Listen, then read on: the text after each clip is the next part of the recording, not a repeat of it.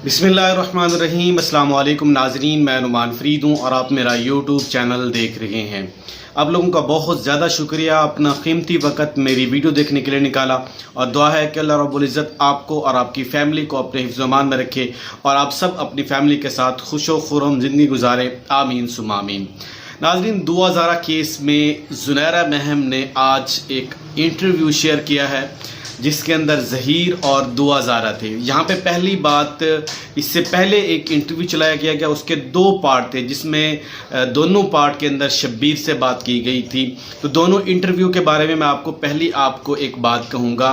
जिस तरह एक टर्म बोली जाती है, कहावत है, ख्वाजे का गवाह डड्डू, और ऐसे ही आगे इसका मैं पोस्टमार्टम एक बार फिर करने वाला हूं इसका, और इसके अंदर क्या क्या झूठ बोले गए और क्या क्या ऐसे प्रोपेगेंडे किए गए और किस तरह हमारे माशरे के अंदर एक बिगाड़ पैदा करने के लिए और यूरोप जैसी और इस्लाम का नाम लेके इस्लाम से हट के इस तरह की हरकत की गई है और बेहयाई को प्रमोट करने के लिए जिस तरह इस यूट्यूबर ने अपने तमाम हथकंडे इस्तेमाल किए, वो मैं आज आपके सामने रखने वाला हूँ।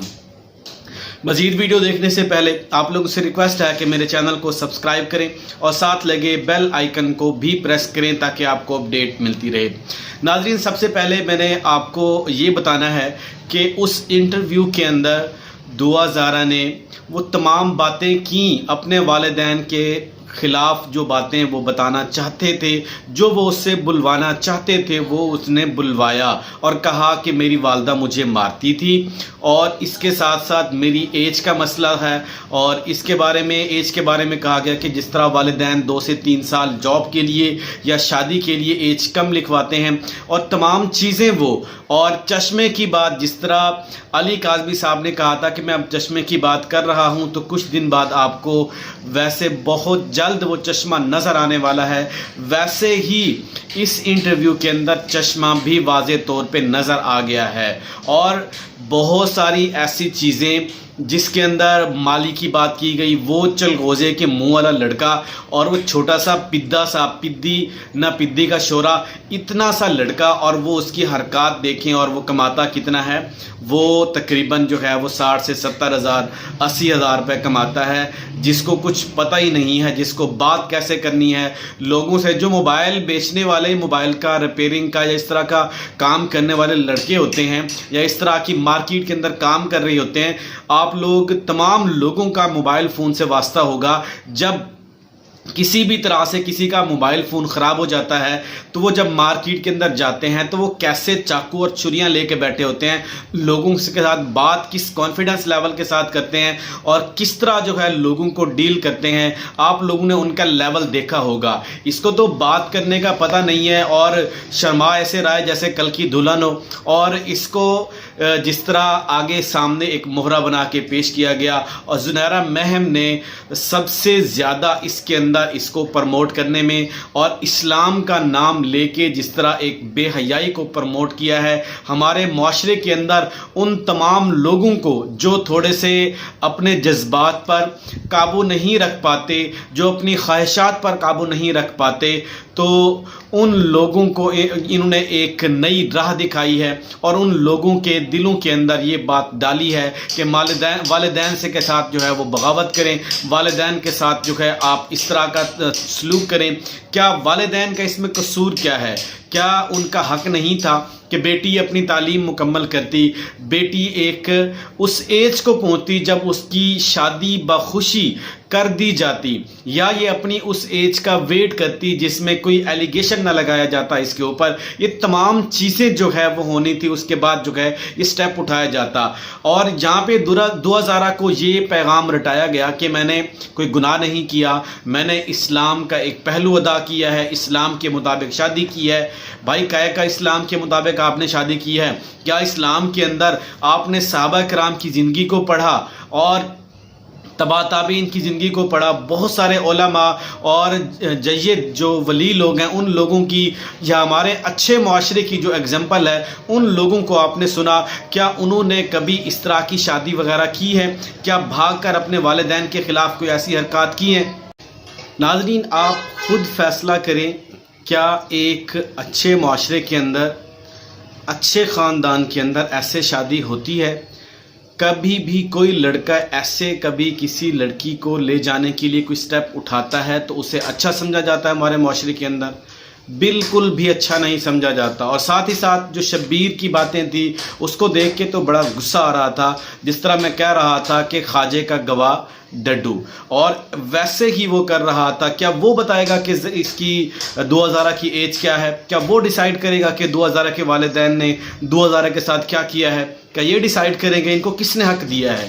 کیا ان کے پاس کون سا حق ہے جس کی بیس پہ یہ لوگ 2000 کے ساتھ جو ہے وہ ایسے کر رہے تھے؟ آپ ایک دفعہ جاتے، آپ لوگوں کو اس کے بعد رسپونس ملتا، پھر اس کے بعد آ کے آپ کہتے کہ ہم گئے تھے. آپ گئے نہیں، اس کے بعد جا کے اس طرح کی باتیں آپ کر رہے ہیں، پھر بھونڈی حرکات کر رہے ہیں، غیر خاندانی اور اوچھے ہتھ کنڈے آپ لوگ استعمال کر کے پھر آپ گینگ کی بات کرتے ہیں. مجھے ایک بات بتائیں کہ گینگ کا مطلب کیا ہوتا ہے؟ جہاں پہ ایک یا ایک شخص سے زیادہ لوگ کوئی جرم کرتے ہیں تو اسے گینگ سمجھا جاتا ہے؟ لازمی تو نہیں ہے کہ اس کے اندر ایک شخص ہے. کیا خاندانی لوگ ایسا کام کرتے ہوتے ہیں؟ یہ گینگ ہی کر سکتا ہے کہ مجرم لوگ ہی ایسا کام کر سکتے ہیں، چاہے انہوں نے پہلی دفعہ کیا ہو یا انہوں نے بار بار کیا ہو. تو یہ تمام چیزیں جو ہیں اس کو دیکھ کر آپ لوگ کو چاہیے کہ اس انٹرویو کی بیس پہ آپ لوگوں نے فیصلہ نہیں کرنا، آپ لوگوں نے فیصلہ خود کرنا ہے. یہ تمام باتیں جو کی گئی، اس کی اینک کی بات، والدین مارتے تھے اور آپ مرضی سے آئی ہو، ٹیکسی میں علیحدہ آئی ہو، وہ تمام چیزیں جو آپ لوگ پوچھنا چاہتے تھے آپ سامنے کیوں نہیں آ رہی تھی؟ کیا سیکیورٹی کس چیز سے، اس کے 2000 کی جان کو خطرہ کس سے تھا؟ اس کے والدین سے تھا. کیا والدین کبھی اپنی اولاد کو مار سکتے ہیں؟ پھر اس سے یہ بھی اگلوایا گیا کہ مجھے دھمکی دی گئی کہ ہم آپ کو مار دیں گے، میرے ماموں نے مجھے دھمکی دی مار دیں گے. یہ تمام چیزیں جو ہے یہ کریٹڈ ہیں. جس بچی کو صحیح معنی بولنا نہیں آتا، اس بچی سے ان لوگوں نے کیا کیا چیزیں جو ہیں وہ رٹوا دی ہیں. کسی کا برین واش کرنے کے لیے یا اس کے مینٹیلٹی اس کی چینج کرنے کے لیے یہ ضروری نہیں ہے کہ اس کو جو ہے کوئی ایسی چیز اس کو لگائی جائے، اس کو ٹیکے انجیکشن لگائے جائیں یا اس طرح کی حرکات کی جائیں تو اس کے ساتھ ایسا ہوگا. تو ناظرین، یہاں پہ جتنا بھی کیا گیا زنیرہ میم سپورٹ کر رہی ہے، یہ ہمارے معاشرے کے اندر ایک برائی کو اور ایک بے حیائی کو سپورٹ کر رہی ہیں. اچھے معاشروں کی یہ ایگزامپل نہیں ہے، اور نہ ہی والی کے بغیر شادی ہوتی ہے اس ایج میں. اور حضرت عائشہ رضی اللہ تعالیٰ عنہ کی بات کی جاتی ہے تو کیا وہاں پہ ان کے والد موجود نہیں تھے؟ کیا والدین کے اگینسٹ ہوا تھا؟ آپ لوگوں کو یاد نہیں ہے حضرت ابراہیم علیہ السلام جب اپنے بیٹے کے گھر گئے تھے تو وہاں پہ ان کی بہو تھی، انہیں کیا پیغام دیا تھا؟ اپنی دہلیز تبدیل کر لو. تو اس کے بعد اس کے بیٹے نے کیا کیا تھا؟ فوراً جو ہے اپنی بیٹی کو، وہ بھی پیغمبر تھے، انہوں نے اپنی بیٹی کو، آپ علیہ السلام نے اپنی بیوی کو جو ہے وہ طلاق دے دی تھی. اپنے والدین کی اتنا فرما برداری. اور یہاں پہ کیا ہو رہا ہے؟ آپ لوگ اپنے والدین سے اولاد کو بزن کر رہے ہیں. یہ کیسی ایگزامپل ہمارے معاشرے کے اندر سیٹ کی جا رہی ہے؟ تو ناظرین، آپ ایسی باتوں کے اندر نہ جائیں.